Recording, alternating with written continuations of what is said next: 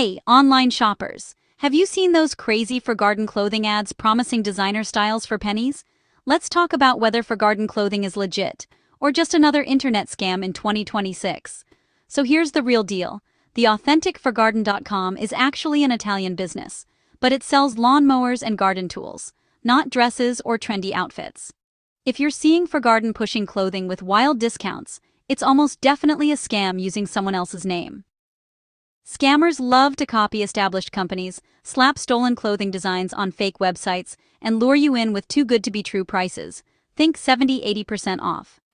They'll even use AI to make product photos look flawless, but what you get, if anything, is usually a disaster.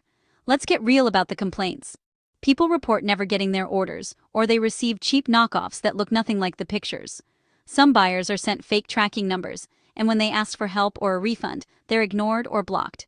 Want to know if you're about to fall for one of these scams? Here's my quick checklist. First, check the About Us page. Does it talk about garden tools while showing off clothing? That's a huge red flag. Next, look at their contact info. Real businesses use their own domain for emails, like info@fergarden.com, not random Gmail or Outlook addresses. Finally, always search for unbiased reviews on sites like Trustpilot.